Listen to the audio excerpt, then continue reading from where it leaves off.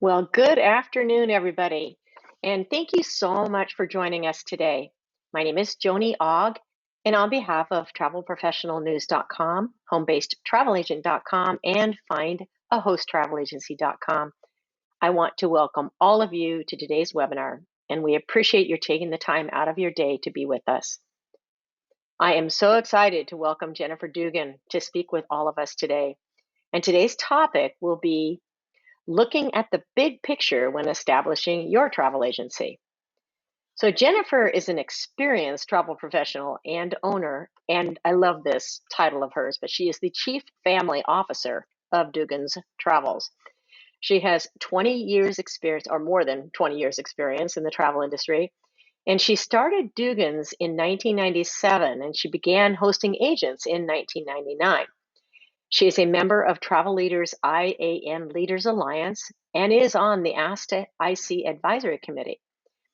And when not busy running her business, she enjoys traveling, like we all do, and spending time with her family of 7 kids. Not all of us have 7 kids, so Jennifer really gets a lot of applause for that one. Please remember that you are all muted, but we welcome your questions. You can type in your questions at any time in the question area that you see on the right-hand panel of your screen. And when the presentation is over, we're going to take as many questions as we can. So I'm going to go ahead now and turn the microphone over to Jennifer so she can get started. Welcome, Jennifer. Thank you. All right, everybody. So the importance of big picture strategy for your travel agency, presented by Jennifer Dugan, owner of Dugan's Travels. Let's get started. Okay, a little bit about myself. I became a travel agent in 1993 after attending travel school. I started my own agency in 1997. I took on my first independent contractor in 1999, and I'm also a mother of 7. I put in quotes an independent contractor because I actually just started taking on moms who wanted to work from home and were interested in the travel industry. And back then, it wasn't as widely accepted to take on someone without experience. And so people wanted to get into the field but didn't know how to do so. So I took on my very first person just thinking I was going to help her into the travel industry. So big picture thinking was not for me to become a host agency, but it's what became. So a little bit about Dugan's Travels. Again, I just mentioned it did not start out as a host agency. It was just me alone at the beginning, and I had to learn quickly how to run a business. I was a travel agent and had that experience behind me, but running your own business means more than how to send people on a cruise. We will be celebrating 25 years of agents in next year, 2024. So why is the big picture important? Well, hopefully you're in it for the long haul and you want to make plans to stay in the long haul. What you sell will be different than what you sell 5 years from now. You don't want to box yourself in. If you do not make a profit, it cannot last. The business is all about relationships and not what you know, but who you know. And issues will happen. How you handle those issues will matter. So I have this sign actually up in my room, and I tend to look at it when I'm having a bad day or a hard day, is to remember why you started. And it just reminds me that even though there's challenges, even though there's times that I can get frustrated, if I remember why I got started, it'll bring me back to what's important. So what does it take to be a big picture travel advisor? Well, you need customer service skills. You need the ability to overcome crisis. You need connections within the industry. You need to be knowing your numbers. And you also need long-term branding. The great news is you can learn it all. So if any of that stressed you out, don't worry because you can learn it. So let's talk about your brand and identity. Don't make the mistake of giving your business a name that will box you in. If I named my travel agency Jennifer's Value Vacations, it would really limit my ability to branch out to the luxury market, wouldn't it?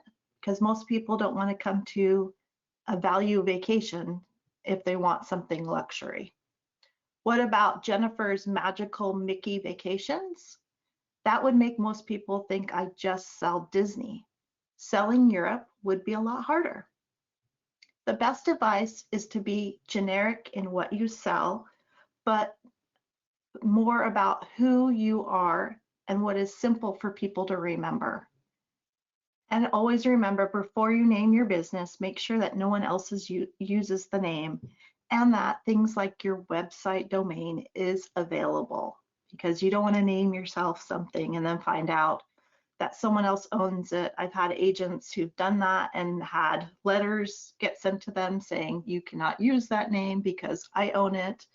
And you don't want to have to go through a rebranding all of a sudden. But don't overthink this. I am fortunate that I have been able to work with new people to the industry in my lifetime. I have found some jump in with both feet, while others struggle to come up with their business name. Here are some thoughts.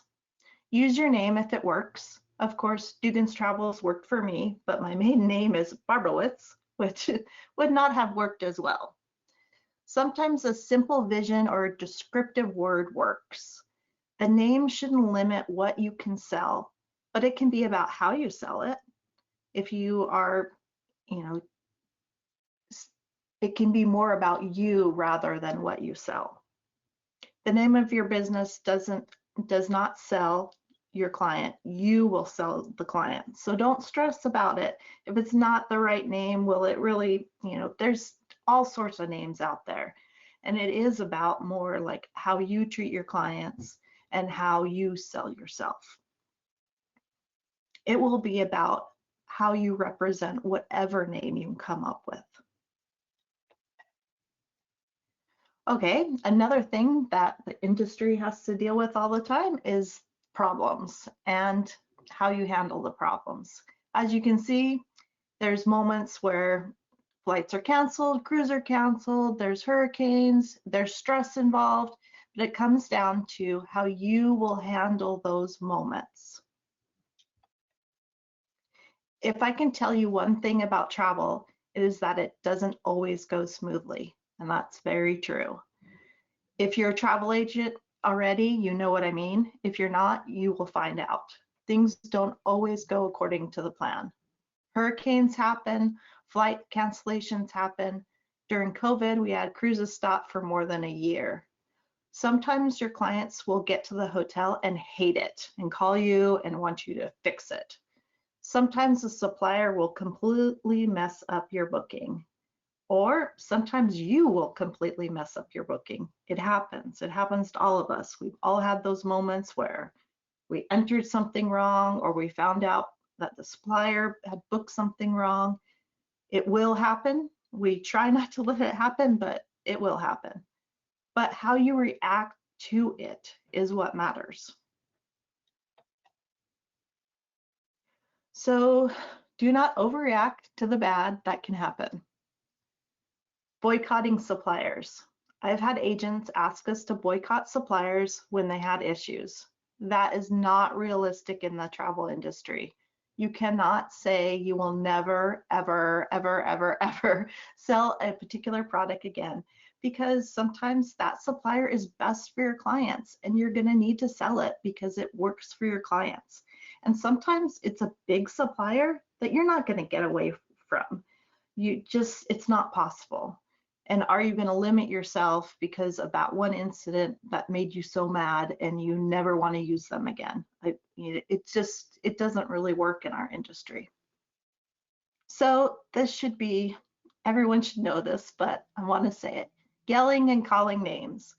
The people at the other side of the phone or email address are not going to help you more if you scream at them or call them names.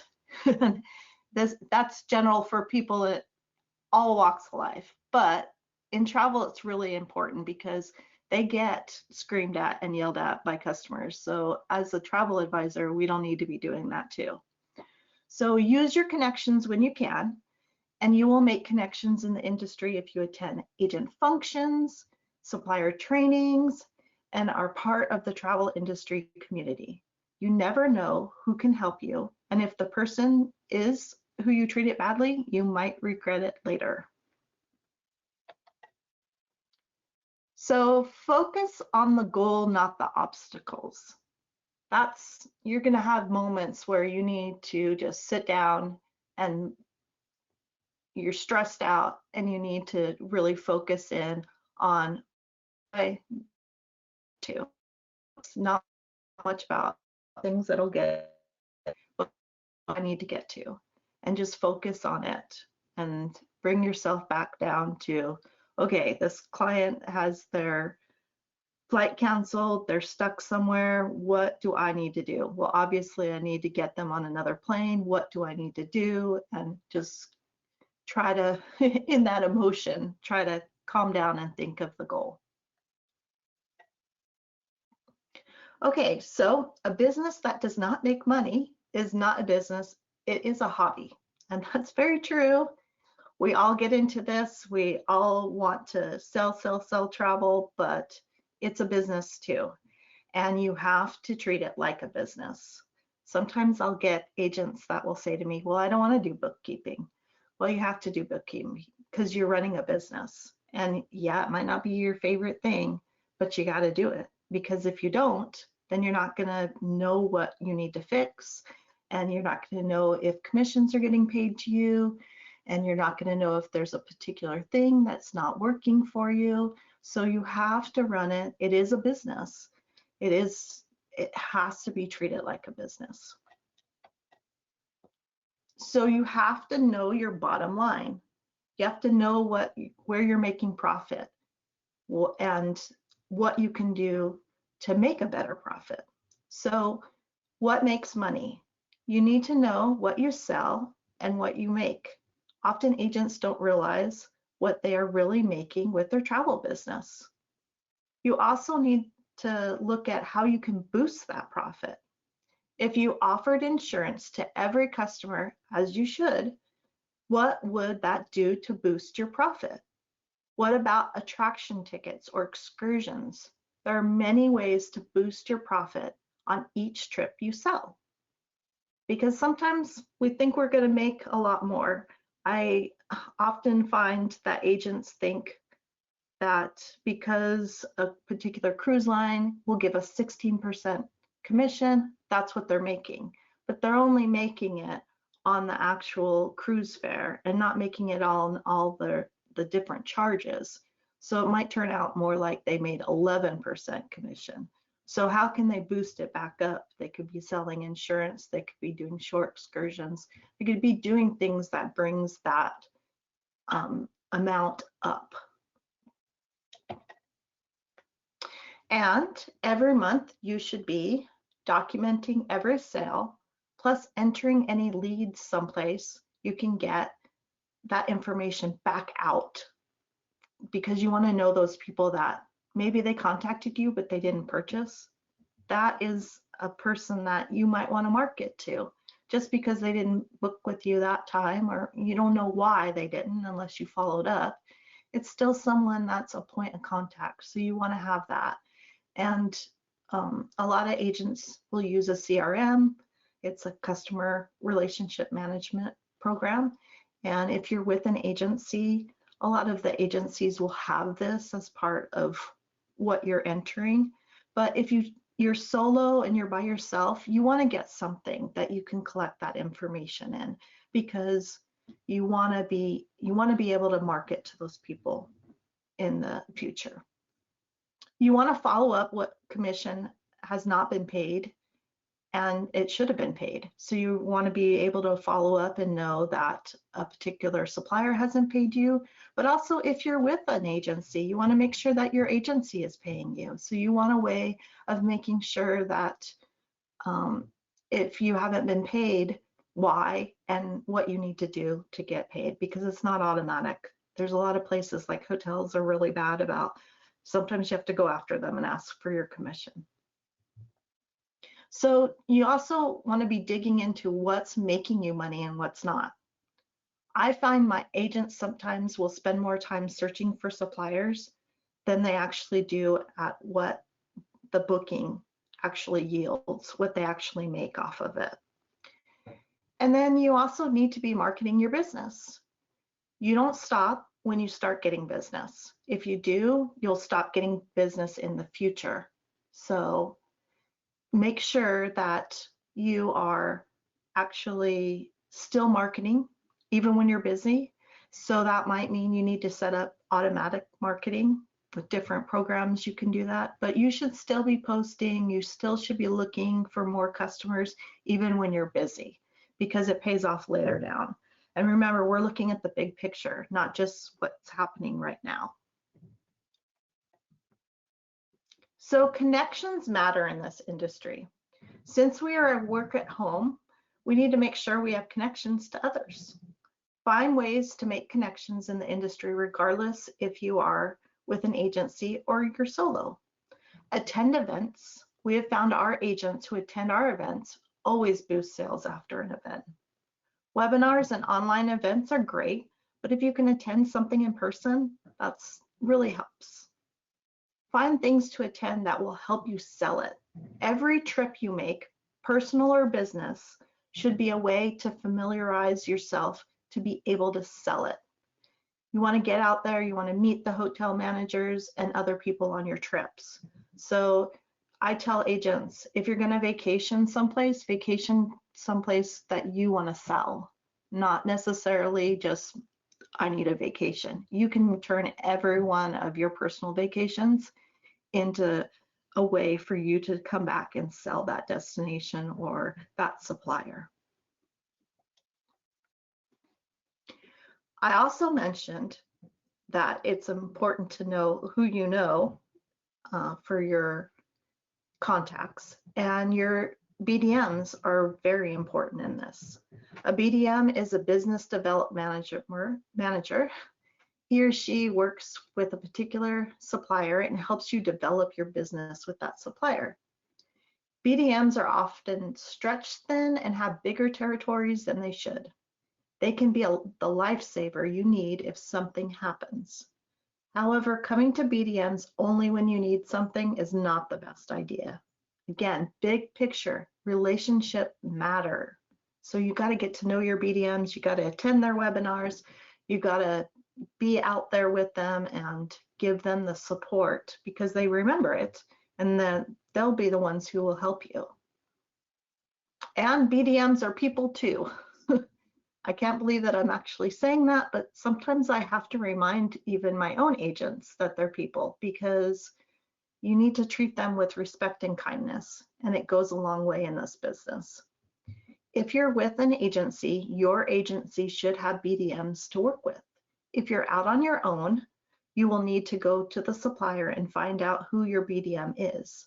Most are based off of state territories. However, if you're with a host agency, a lot of times they get assigned an actual BDM based on all the BDMs will get assigned different host agencies. So be sure to reach out and find out who your BDM is. But if you have a local BDM also, they tend to do things in your local area, and you can attend those and get to know those BDMs.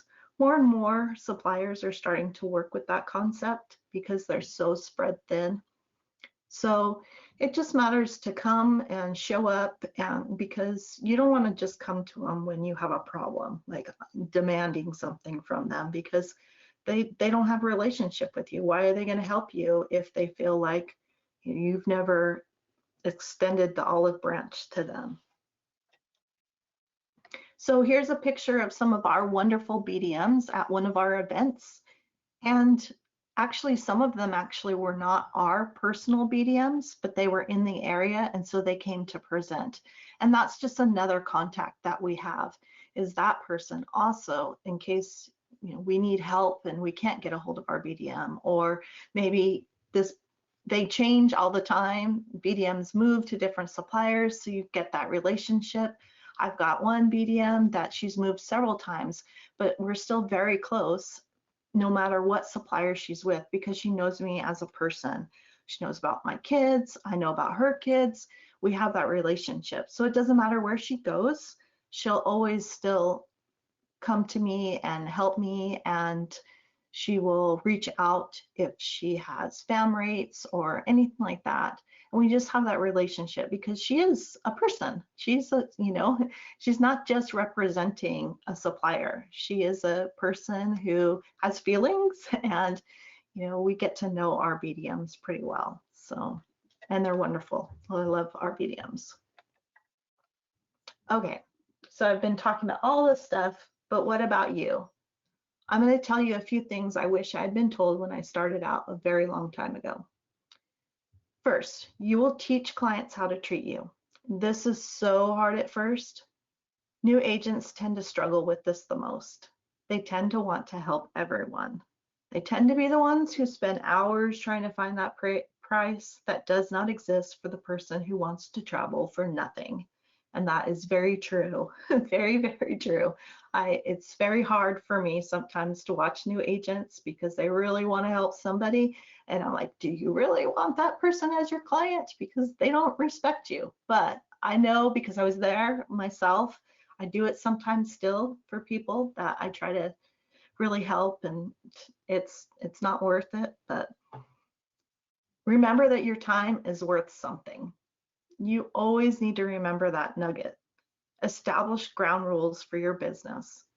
When will you work? When will you stop what you are doing to handle travel? That's important, because sometimes you have to establish those ground rules. Like, if I'm on my own personal vacation, I am not going to stop what I'm doing to help a client. That's why you have backup. But, that's something that you have to make. You have to establish with what you're comfortable with. And ask yourself those questions and make those lines, and don't cross them. Because I will tell you, there will always be someone who will call you on Christmas Eve and expect you to help.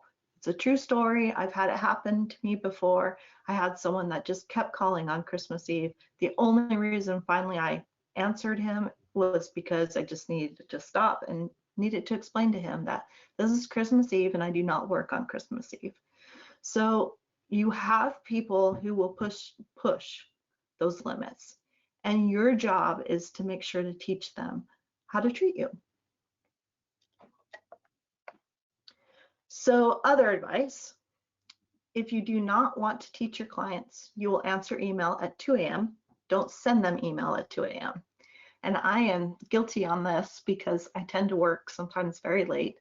So if you're working at 2 a.m., put your email so that it actually gets sent the next morning, because if not, people will think, oh, she works at all different times of the night. I can reach out to her at 2 a.m. and she'll respond to me, and then get mad at you that you didn't. So that's just a little nugget that I tell people. Never stress price or value over your value. If you tell everyone you get the cheapest deals, you're going to be working a lot for very little. Cheap stuff does not make you a profit. Always know what you're making an hour. So here's an example. Often new agents will book anything. I tell new agents that is great to book anything to get experience, but at some point you must either charge a fee or do not do the work. If it takes you an hour to book an international flight, and say you charge a $20 fee from it, you're making $20 an hour. That's pretty good, great. However, you have to look that if that client gets stranded at a connection flight and you have to spend 6 hours on the phone trying to help him or her, you would have 7 hours, 6 of which are stressful hours, for $20. So you just made $2.85 an hour. And I don't know anyone who wants to work for that amount of money. So big picture thinking, you have to remember that about the things that can go wrong and pad that in. Or you're going to be working for $2.85 an hour, and you have to be okay with that. So also decide how many quotes you will give one person. If you do not limit it, you will have someone who will ask for 10 different prices. Best advice, offer to quote 3 choices. After that, charge a fee if you do not already charge one for those 3 choices. A lot of our agents will charge a fee for 3 choices, and then after that, we'll either charge more or we'll set up something to discourage those people who want 10 different prices, because that's all eating up your time. And again, going back, your time is worth something. It has a value on it. So I hope that this has helped you for the big picture thinking. Remember that your business is your business. You get to decide your big picture. Think about what you value. What do you want to do with your business? Don't worry about what someone else, don't compare to others. There are people in the, and we all different based on our values and what we want to accomplish. I hope my 25 years of experience is a helpful guide to what I have learned and what I tell new people who join us. The point of this webinar was to help point out what you might want to think about when looking at the big picture.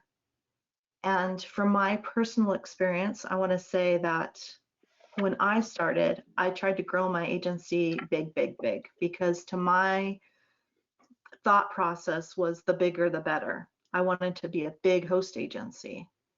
And I was up to 1,400 agents, and things were not going very well for me. I was stressed out.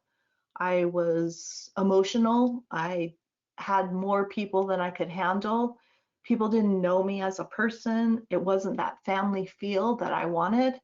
And so we just started, changing the way we were doing things.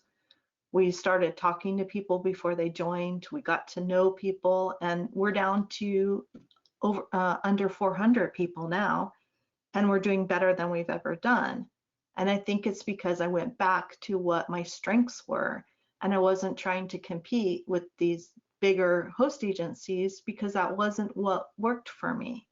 So keep in mind that what works for one agent won't work for another. And you just have to look at the big picture for yourself and what you want. And you're going to make mistakes along the way. Like I said, I had 1,400 agents, but you're going to learn from that. And you're going to change the way your big picture might look from today, from 5 years from now.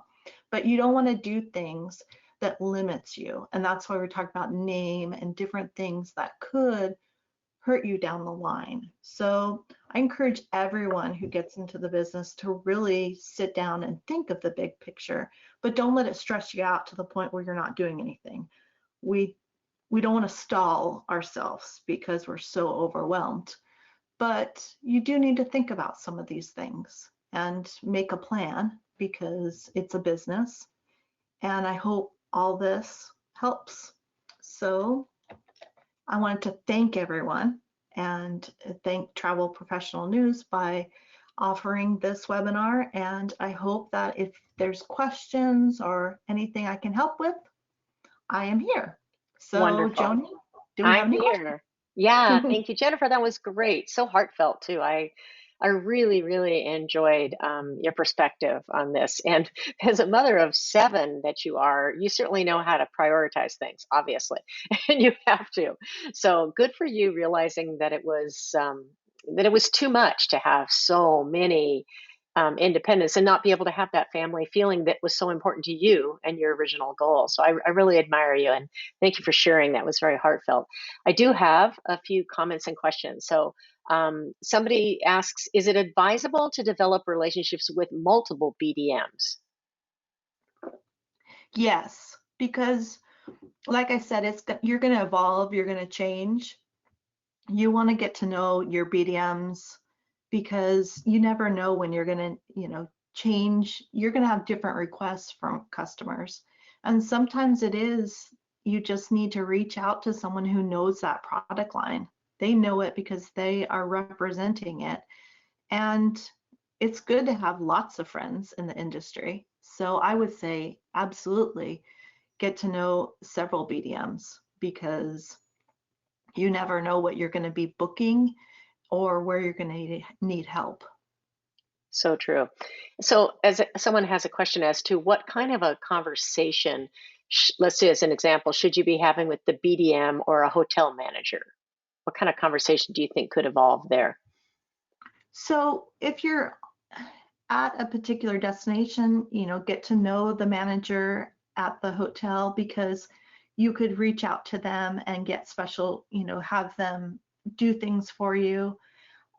For example, I have a client that needed a handicap room, but she also wanted her sister close by because she wants the ability that her sister can help her. So I had to reach out, and I, was able to, because I had a relationship with that manager, I was able to get what I needed for her. So it's, they want you to be sending people to their hotel. So it's a win-win for everyone. And with BDMs, it's the same concept of they want you to be selling their supplier.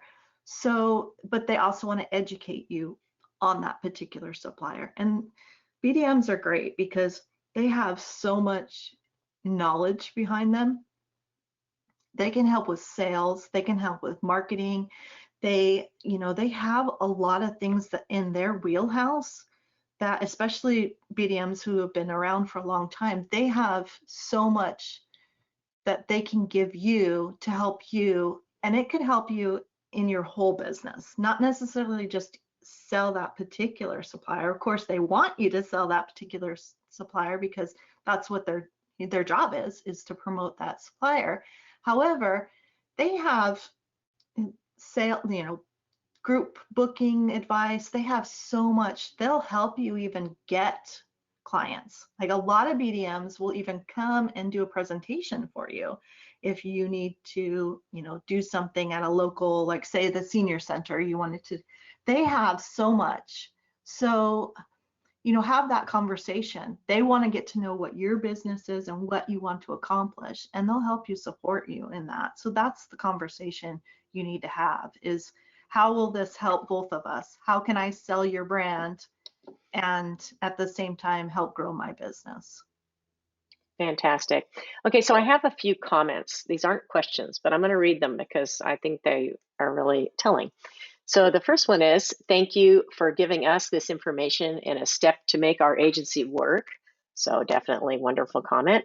Thanks for reminding us not to work for free or $2.83 an hour, just helping folks. Great webinar.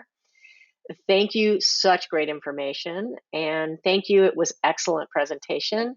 And thank you for sharing and your comments. It's great information that reinforced what I need to be doing. And then the last comment that I'm just going to share is great as well. And this is from Gary. And Gary says, yes, you can choose not to sell certain products or services, even if a client would like them. You get to choose. And if it's not a fit for you, refer them to an agent that might be able to sell them in that product or service. So I think that that tells us a whole lot of information about how well you did today, Jennifer, sharing your passion and sharing your ideas and just the real life as a travel entrepreneur that you have been. I've known Jennifer for I think as long as Jennifer's been in the industry, and it's fun. It's fun for me to see all the success that you've had, and my goodness, seeing that beautiful family of yours is I think I remember when you had the first one. So this is pretty He's the awesome. whole reason I got started. So I wanted to get home That's with him. awesome. Is that the guy up on the top with the glasses on the in the middle? Yes. Okay. What's his name? Dylan. Okay. So Dylan, thank you yeah. for bringing her to us, huh? Yeah. Well, he always jokes about it. He's like, I don't know why you were afraid. I liked going to daycare. And I'm like, no, no, I didn't like you going to daycare. So, it was more of me wanting to be at home with him. And then when his brother came along, it was like, okay, you better do something with this business. So, and really, I reached out and met Barb, who's still with me today, which is awesome. She was my first agent and she's still with me today. So I like saying that, we kind of learned it together because I had no idea what I was doing training her. But Yeah, then well, now I'm look able at to you now. train. Yeah, right. Now I can help, I'm able to put on this presentation, and it's all because I decided to, do something. And I think that's important to people to know, is that sometimes you have to decide to do it. And Well, I all the encourage steps. anybody on the webinar that has been looking at Jennifer's agency at Dugan's Travels, give her a call. Check them out. They're pretty amazing, and there definitely is a family feel there. So, Jennifer, thank you so much, and thank you everybody that was on today. We had a great turnout of people, and you kept everybody so engaged. I love it. So, thank you, Jennifer. We look forward to doing this with you again, and thank you everybody that was on today. Thank you. Bye bye, everybody.